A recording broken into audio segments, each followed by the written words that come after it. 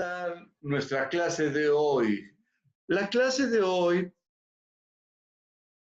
miércoles 11 de noviembre del 2020, tiene que ver con la cuestión de cómo el Sol, las estrellas, los planetas y la observación desde la antigüedad generan grandes conocimientos y van permitiendo un avance en el pensamiento que se puede convertir en científico, pero en la antigüedad fue un pensamiento mágico religioso.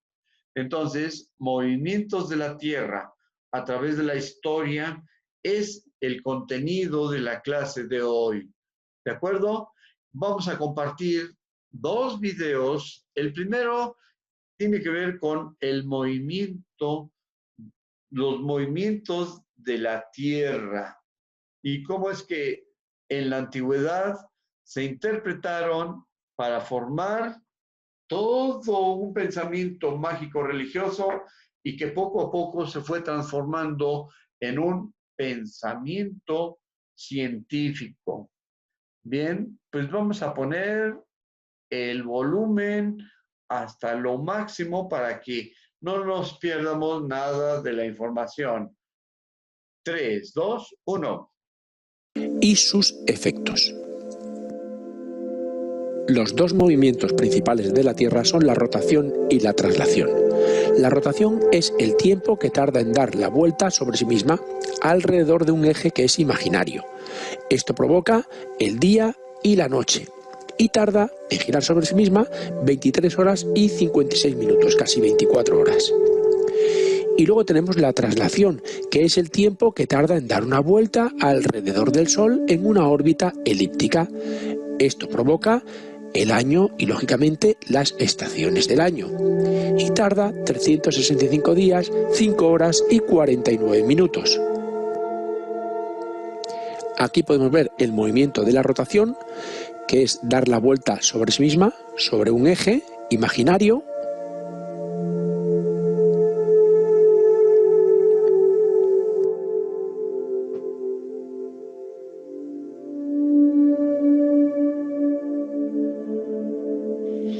Y este sería el movimiento de traslación, que es la vuelta que da la Tierra alrededor del Sol en una órbita elíptica y tarda un poquito más de 365 días.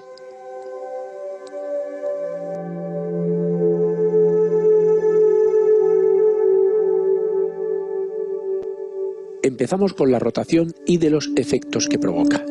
El día y la noche es uno de ellos, las zonas horarias sería otro, el achatamiento de los polos, las mareas y el efecto Coriolis.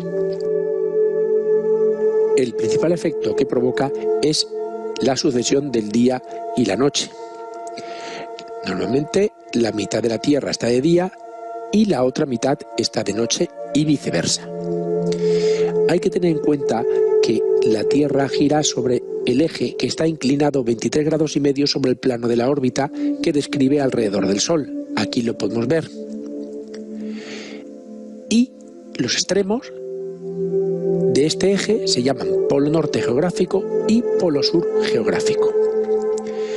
Debido a ese ángulo de inclinación, hace que la Tierra esté 6 meses de día y 6 meses de noche en cada uno de los polos. Si en el norte es de día, en el sur es de noche y viceversa.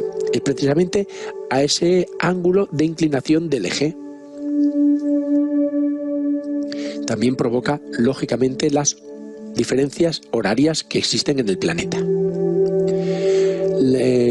Como la Tierra es una esfera, no todas las zonas de la Tierra reciben la luz solar a la vez, lógicamente. Hay zonas que reciben más y zonas que reciben menos conforme va girando la Tierra. Se ha dividido la Tierra en 24 meridianos, que son unas líneas imaginarias que se cruzan en los polos. Y cada región entre dos meridianos se llama uso horario. El origen sería el meridiano de Greenwich y hay que decir que se resta una hora hacia el este y se suma una hora hacia el oeste. El meridiano opuesto al meridiano de Greenwich, el 180, es la línea de cambio internacional de fecha. Bueno, pues esto sería lo que son las zonas horarias en nuestro planeta. También el efecto de rotación provoca un achatamiento de los polos. La velocidad a la que gira el ecuador es de 1670 km/h, pero en los polos la velocidad es nula. Imaginémonos una peonza, pues sería igual. La velocidad en el centro es mayor y la velocidad en los dos ejes es absolutamente nula. Bueno, pues esto hace que se generen dos fuerzas. Por un lado, la centrífuga, que se ensancha el ecuador, lo que hace es ensancharlo, y por otro lado la centrípeta, que lo que hace es achatar los polos. Esta sería la centrífuga, que hace que el ecuador se ensanche, y la centrípeta, que daba hacia adentro, que lo que hace es achatar los polos. Por eso los polos están achatados. Otro efecto que produce la rotación de la Tierra son las mareas, que es el cambio periódico del nivel del mar producido por la fuerza de atracción gravitatoria que ejercen el Sol y la Luna sobre la Tierra. Vamos a ver, el Sol y la Luna atraen a la Tierra, lo que pasa que al ser líquido, el mar evidentemente se siente más atraído que lo que es el sólido, que lo que es la Tierra firme propiamente dicha. Bueno, pues podemos ver que hay dos tipos de mareas: las mareas altas o pleamar, que es la subida del nivel del mar, y se da en la cara de la Tierra orientada a la Luna y también en la opuesta. Y la marea baja o bajamar, que es la bajada del nivel del mar, y se da en las zonas intermedias de las dos anteriores. Según la alineación de los tres astros, el Sol, la Tierra y la Luna, pueden ser mareas vivas. Cuando el Sol, la Tierra y la Luna están alineados, las mareas altas son más altas y las mareas bajas son más bajas, es decir, mayor de las dos. Pero las mareas muertas es cuando el Sol y la Luna forman un ángulo de 90 grados con la Tierra. Las mareas altas y bajas son mucho menores que en el caso anterior. Y por último diremos que las mareas se producen cada 6 horas.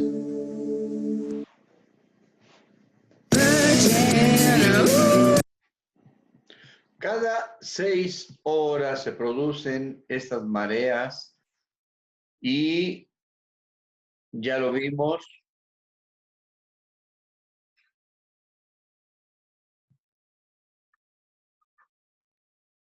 Cada 6 horas. Por lo tanto, si como no vivimos cerca del mar, no nos damos cuenta relativamente.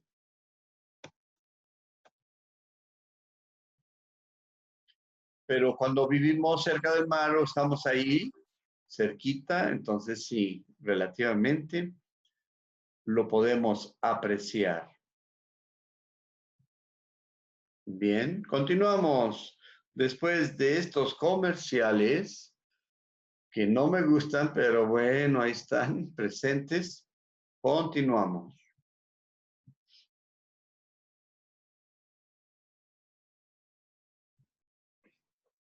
Regresamos un poquito y vemos algo relacionado con el... Aquí Ahí está. Más altas y las mareas bajas son más bajas, es decir, mayor de las dos. Pero las mareas muertas es cuando el Sol y la Luna forman un ángulo de 90 grados con la Tierra. Las mareas altas y bajas son mucho menores que en el caso anterior. Y por último diremos que las mareas se producen cada 6 horas. Aquí podemos ver unos ejemplos de lo que hemos visto en la diapositiva anterior. Las mareas altas con mareas vivas son mucho más grandes y las mareas bajas con mareas vivas son mucho más bajas. Y en la posición intermedia tenemos la marea alta con mareas muertas, que vemos que es inferior, y la marea baja con mareas muertas, que también es inferior. Por tanto, este sería el efecto de las mareas vivas y muertas en las mareas altas y bajas. Y otro efecto que se produce por la rotación de la Tierra es el efecto Coriolis. Es que los vientos y corrientes marinas se mueven en sentido contrario en cada uno de los hemisferios a la rotación de la Tierra. Si la rotación va hacia la derecha, los vientos y mareas van hacia la izquierda. Esto sería el efecto Coriolis.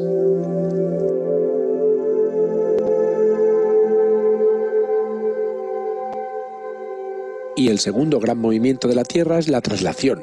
Hablaremos de sus datos básicos, de cómo inciden los rayos solares sobre la superficie de la Tierra, de las estaciones y, lógicamente, de los equinoccios y solsticios. La traslación también hace que haya zonas frías y zonas cálidas y qué es el año bisiesto y en qué influye la traslación en él. La Tierra, como sabemos, tarda 365 días, 5 horas y 49 minutos en dar la vuelta al Sol y gira alrededor de este siguiendo el plano de la elíptica. También sabemos que la Tierra está inclinada 23,27 grados respecto a este plano de la elíptica. En la incidencia de los rayos solares sobre la superficie terrestre tenemos que tener en cuenta dos cosas. La primera es la incidencia de los rayos del Sol, en la Tierra propiamente dicho. En el ecuador inciden perpendicularmente, en una superficie más reducida que en otras latitudes, por lo que el calentamiento es mucho mayor. Y el grado de inclinación en el hemisferio norte, lógicamente, es diferente al hemisferio sur. Siempre estarán en lo contrario uno con otro. Cuando es invierno en uno, en el otro es verano y viceversa. Y la segunda cosa a tener en cuenta es que la inclinación del eje hace que en los polos 6 meses sea de día y otros 6 meses de noche. Y otro efecto que provoca la traslación son las estaciones. Hay que decir que las estaciones no dependen de la distancia de la Tierra al Sol, sino de su grado de inclinación. Vemos, por ejemplo, el perihelio, que es cuando está más cerca del Sol, es en enero y hace más frío, curiosamente, y el afelio, que es cuando la Tierra está más lejos del Sol, que es en julio, y hace mucho más calor. Por lo tanto, no depende de la distancia que estemos con el Sol, sino del grado de inclinación del eje de la Tierra. Aquí en la izquierda podemos ver cómo es verano en el hemisferio norte y por tanto se recibe más luz que en el hemisferio sur. Mientras que en la parte derecha es invierno en el hemisferio norte y por tanto se recibe menos luz que en el hemisferio sur. Todo depende del grado de inclinación de la Tierra, como podemos ver. Y todo esto hace que la cantidad de luz y su intensidad varíen a lo largo del año en un mismo sitio, provocando o creando las estaciones. Las estaciones son opuestas en los hemisferios por el grado de inclinación de la Tierra. Si en el hemisferio norte es invierno, en el sur es verano. Si en el norte es primavera, en el sur es otoño. Y así, sucesivamente. ¿Y qué son y cuándo se producen los equinoccios y los solsticios? Bueno, pues los solsticios se producen cuando los rayos solares llegan a los límites máximos que puede alcanzar verticalmente al norte y al sur del ecuador sobre los trópicos. Está el solsticio de verano, el 21 de julio, que sería el día más largo y la noche más corta, y el solsticio de invierno, que es el 21 de diciembre, que sería el día más corto y la noche más larga. Lo podemos ver aquí en el plano. Al contrario, los equinoccios es cuando el día y la noche duran lo mismo. Tenemos el equinoccio de otoño, el 21 de marzo, y el equinoccio de primavera, el 23 de septiembre. Recordemos, solsticio es más largo el día o la noche, y equinoccio duran lo mismo. Y la traslación de la Tierra también crea zonas frías y zonas cálidas dentro del planeta. Tenemos la zona más caliente, que es el Ecuador. En la parte de arriba y en la parte de abajo tenemos la zona tropical, que está delimitada por el trópico de Cáncer y el de Capricornio. Luego tenemos la zona templada, que está entre los trópicos y el círculo polar ártico o antártico, y las zonas frías, que están en los dos círculos polares. En resumen, que a mayor distancia del Ecuador, mayor diferencia entre el día y la noche, y además que a mayor distancia entre el Ecuador, menor temperatura, salvo en los trópicos por el ángulo de inclinación de la Tierra.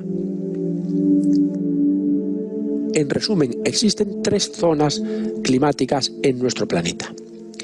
Las zonas frías, que están entre los dos círculos polares, el ártico y el antártico, y los dos polos. Allí la diferencia es muy grande entre el día y la noche, 6 meses dura el día y 6 meses la noche. viceversa, en el polo norte es de día, en el polo sur de noche y al revés, y las temperaturas son siempre muy frías. Luego tenemos las zonas templadas, que están entre los dos trópicos, el de Cáncer y el de Capricornio, y los polos. Las temperaturas, por lo general, suelen ser agradables. Y la última zona, que es la zona cálida, que está entre el Ecuador y entre los dos trópicos, el de Cáncer y el de Capricornio. En el Ecuador no hay ningún tipo de estaciones, porque los rayos solares inciden directamente, y el día y la noche duran lo mismo. Y además las temperaturas suelen ser muy cálidas. ¿Y qué es el año bisiesto? Bueno, pues el año bisiesto es un día adicional que se le añade al calendario cada 4 años. Cada 4 años hay un 29 de febrero. ¿Por qué? Pues se añade para corregir el desfase que hay entre la duración del año trópico, de 365 días, 5 horas y 48 minutos, y 45,10 segundos, al año del calendario. Es para equilibrarlo, por así decirlo, y que cada 4 años no pierda un día. Esto requiere, por tanto, que cada 4 años se corrija el calendario por una acumulación no contabilizada de aproximadamente un cuarto de día por año, que equivale a un día extra. Vamos a ponerlo en un ejemplo para verlo mejor. Si en el año 2008 es bisiesto, el 2009 tiene 365 días y 6 horas. El 2010 otros 365 días más 6 horas más otras 6 del año anterior. Lo mismo que en el 2011, 365 días más 6 horas del 2009 más 6 del 2010 más 6 del 2011 hacen 18 horas. Y el 2012 ya tiene 365 días más 24 horas. 24 horas es un día, por tanto, año bisiesto. Ese año tendría 29 de febrero.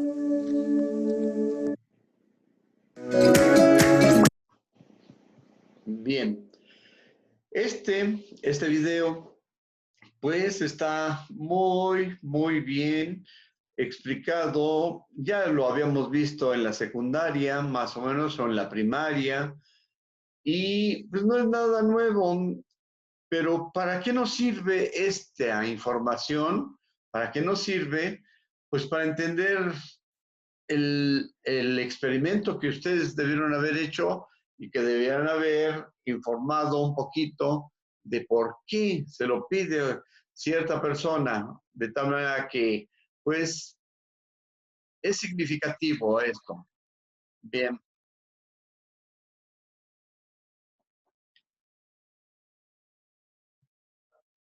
Vamos a concluir este video y vemos lo que nos resta el siguiente video, que es el gran ciclo precesional, 25.920 años. Un gran ciclo que tiene que ver con la traslación del Sol o la rotación del Sol a lo largo de una trayectoria también imaginaria. Para finalizar, haremos una breve historia de cómo ha sido el año bisiesto, cómo se creó el año bisiesto. En el año 49, Julio César llegó a Egipto y conoció a Cleopatra. El calendario romano era muy impreciso y tenía siglos de desfases. Sin embargo, los egipcios tenían un calendario mucho más preciso. El calendario romano, por tanto, se reformó basándose en el egipcio, pero conservando los nombres de los meses romanos. Este calendario tenía 365 días y un día adicional inicialmente cada 4 años para compensar el desfase. Pero este desfase era tan grande que en el año 46 a.C. se convirtió en el año más largo de la historia, con 445 días de duración para compensar e iniciar nuevamente de cero. A este inusual año se le llamó Año Juliano o el Año de la Confusión. Posteriormente, para corregirlo aún más, Gregorio XIII, el 24 de febrero de 1582, promulgó una bula en la que decía que tras el jueves 4 de octubre de 1582 seguiría el viernes 15 de octubre. Al eliminar estos 10 días desaparecía el desfase con el año solar. Y para que no volviera a ocurrir, en el nuevo calendario se eliminaron 3 años bisiestos cada 4 siglos. Por tanto, el 4 de octubre de 1582 fue el último día del calendario juliano y el 15 de octubre constituyó el primer día del calendario gregoriano. Por eso no existieron las fechas del 5 al 14 de octubre de dicho año. Y esto... Bien, por el momento esto es todo de este video y ahí está expresado el por qué tenemos calendario juliano, calendario gregoriano y no sé qué más de verdad llama la atención. Vamos a ver el de un video de 6 minutotes largos, que espero que sean de su agrado porque tiene que ver con algo fantástico que bueno, más tarde lo podríamos platicar y ese algo fantástico tiene que ver hasta con la cuarta era de los aztecas. Somos hijos del quinto sol y no sé qué más cosas se les ocurrió decir a los que estudiaron esta situación. Bien, vamos a ver este video y luego entramos a las conclusiones más tarde. Por el momento, empezamos.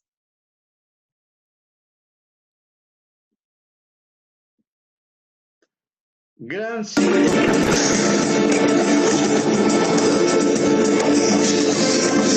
Este es un tema muy importante que se llama la precesión de los equinoccios y vamos a hacerlo para que comprendan nada más cómo Jaime evoluciona todo.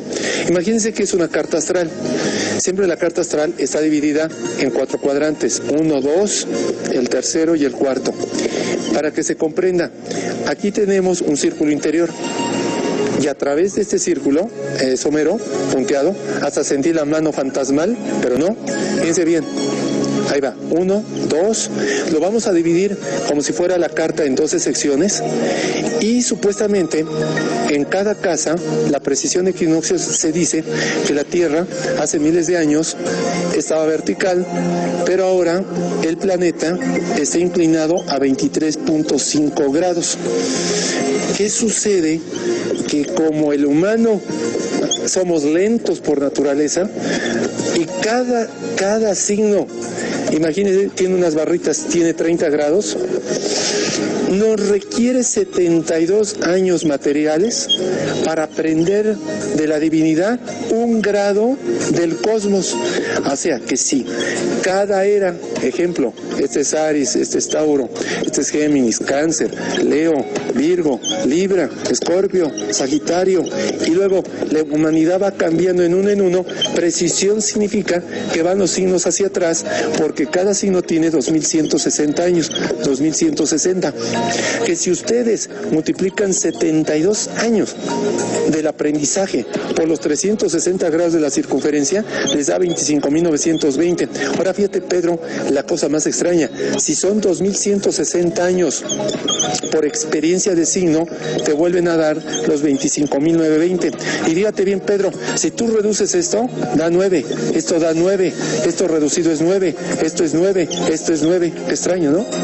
Todo da ese valor. Ahora bien, si ustedes van evolucionando, y por decir algo, estábamos de la época de Cristo, más o menos del 0 al 2000, estábamos acá en Piscis, fíjate bien, Pedro, los carneros de la época egipcia iban del 2000 al 4000, y la Tierra es como un trompo, imagínense la parte oblicua, va girando al revés, pero le emplea 2160 años por signo. Entonces, a lo que voy es esto. Si ustedes multiplican esto y cada 2160, indicaría aprox que entre el 4000 y el 2000 estuvimos en Tauro. Entre el 6000 y 4000 pasamos a Géminis cuando el hombre empezó a tender a estructurar los sumerios. Entre el 8000 y el 6000 fue el diluvio en la época de Cáncer. Cuidado, ese signo de Cáncer acabó con la vida en la Tierra. En la época de Leo fue el esplendor de la Atlántida, que les gusta, entre el 10.000 y el 8.000. Entonces, ¿qué significa?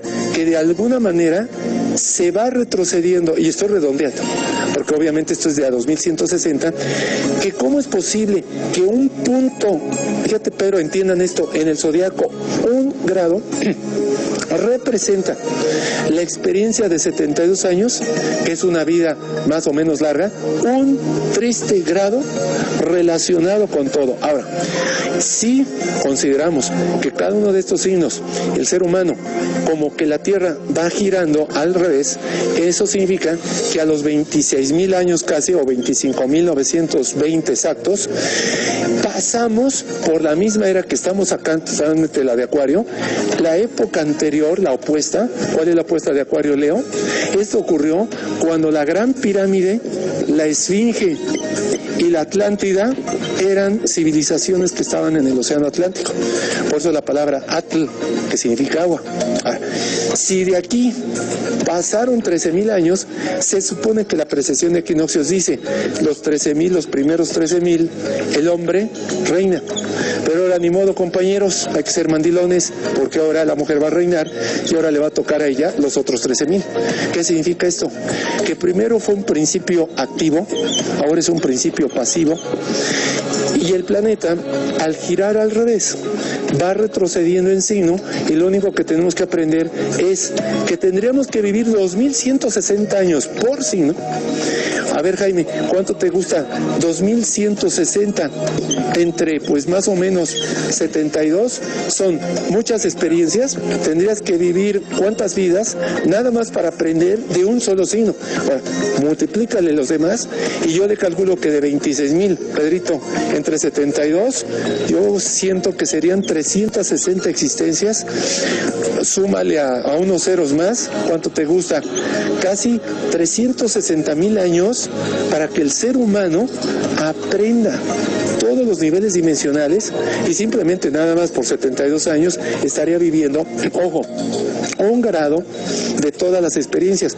Por eso al multiplicarlo, vuelve a dar que la precesión de equinoccios, que a los 26.000 años la Tierra ocuparía los mismos signos. Por eso, en la época de Cristo, los signos y las constelaciones, que no es lo mismo, el signo es lo que se ve desde la Tierra y la constelación es la agrupación de estrellas fijas que forman un signo, que es diferente.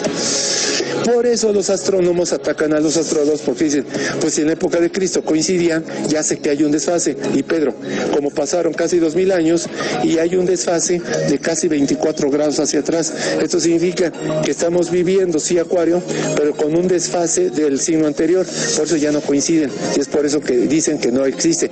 Acuérdense, los signos son elegidos por uno desde el momento del nacimiento. Dije, bueno, ya no hay tiempo. Entonces ya lo saben, quieren aprender algo más, hay clases que doy, etcétera. Víctor Segarra 0114@gmail.com. Uy, y 5564. Bien. Esto es una plática dentro del ambiente de la astrología, pero también se refleja en la astronomía. Por lo tanto, en la astronomía también las fechas coinciden. Por ejemplo, la calzada de los muertos en Teotihuacán. Observen, aquí en donde está mi dedo, aquí en esta parte, la ciudadela de Quetzalcóatl, luego la pirámide del Sol, y desfasado un poquito hacia abajo, donde está el ciclo de la luna. De tal manera que en las pirámides de Egipto también están las pirámides. En el centro está la pirámide mayor, la de Keops, la de otro faraón, y desfasado está la de otro faraón, 3. Pero esto tiene que ver con 3 estrellas que están dentro del cinturón de Orión. En el cinturón de Orión también hay 3 estrellas y una está desfasada. Por lo tanto, las pirámides de Egipto y de Teotihuacán están representando lo que está ahí en el cinturón de Orión. El cinturón de Orión lo podemos ver hacia el sur un poquito desfasado, y también tiene que ver con la interpretación del cosmos en las culturas antiguas. Y esa interpretación del cosmos en las culturas antiguas formaron todo el pensamiento religioso y formaron toda una estructura de ideas de que si Orión era un cazador, que si es una persona crucificada, etcétera. Entonces, ahora en la astronomía, pues no tiene mucho sentido porque se utilizan los telescopios, el Hubble, por ejemplo, y ese telescopio de Hubble nos indica cómo se ven las grandes concentraciones de estrellas, de galaxias, más allá de lo que se ve dentro de nuestra vista normal. En el cinturón de Orión, en el punto central, hay un sistema binario, 2 estrellas, y eso ya lo conocían en la antigüedad. Ahora imagínense todo lo que se puede saber de la cuestión de interpretar una simple sombra. ¿Cómo ve José Paulo Durán? Pues está interesante, profe, ya que pues yo no sabía ese dato, así que pues, me quedé medio sorprendido. Entonces, pues no sabía que los signos zodiacales también tenían un significado. Sí, porque como dicen en videos anteriores, en la época antigua, el círculo, el cuadrado y otras figuras eran lo que prevalecía, y todo debería estarse moviendo en círculos, entre paréntesis. En el periodo de Pitágoras, él se fijó cómo era la estructura de los planetas y le llamó la armonía de las esferas al sistema planetario. Incluso le adjudicó situaciones de sonidos, cada esfera tenía un sonido característico. Luego, los periodos de movimiento de los planetas tenían que ver con otras cosas mágicas. En la cultura de los aztecas hay un libro en el que menciona que los aztecas decían que para hacer la guerra a algún lugar, a algún pueblo, tenían que ver la danza de los dioses, como los planetas, que también formaban parte de los dioses, en la posición del planeta X, en esa posición o en conjunciones, les daban la indicación de que era buen momento para hacer la guerra o para no hacerla. Por lo tanto, ¿qué se necesita para hacer la guerra? Pues mucha comida, buenas cosechas y demás. Y entonces interpretaban la posición de los planetas, la posición de la luna, etcétera.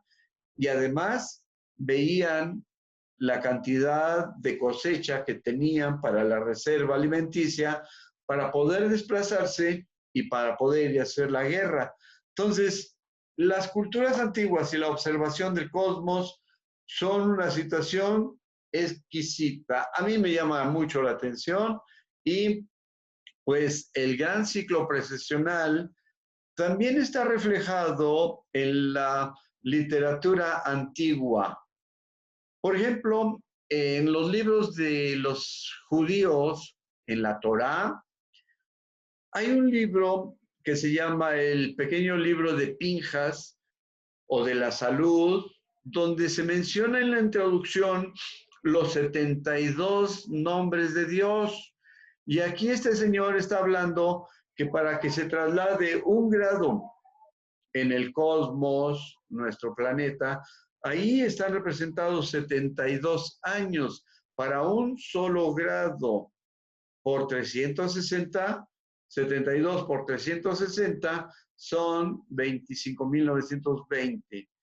Pero hay una imprecisión en esa cantidad de 72, 71.6, pero en la literatura antigua no pueden mencionar fracciones, y los nombres de Dios son 72 para ellos y hay fracciones de 40, etcétera, y una interpretación mágico-religiosa, pero ahora con todos los instrumentos ya nos dieron la duración de un día, 23 horas 56 minutos, un año, 365 días, 5 horas 48 o 49 minutos, de tal manera que cada 4 se corrige. Y entonces, pues, ahí está lo bonito de la observación del sol, de las sombras, y lo bonito que en la antigüedad sin instrumentos, pues pudieron ver muchas cosas de lo que nosotros ahora no podemos ver porque nos estorba el alumbrado público en las grandes ciudades. ¿Qué dice Héctor, Elías y Catherine Valencia? Tenemos un minuto para sus observaciones o para su resumen o algo. Es muy interesante, bueno, de los videos para mí fue muy interesante porque yo no sabía que había otro tipo de mareas. Y también que la Tierra tarda 365 días y 5 horas y 45 minutos en dar la vuelta al Sol. Para mí eso fue muy interesante. Muy bien. Héctor, algo menos de un minuto. O Durán, que nos haga un resumen. Pues a mí me menos. pareció, Ajá, dígalo, diga. pues a mí me pareció increíble los dos videos, pero más el segundo, porque como dice José Paulo, que no sabía que los signos zodiacales también tenían, ¿cómo se dice? Ah, se me olvidó. Un significado. Pero son Exacto. signos zodiacales inventados por la conformación de ciertas estrellas.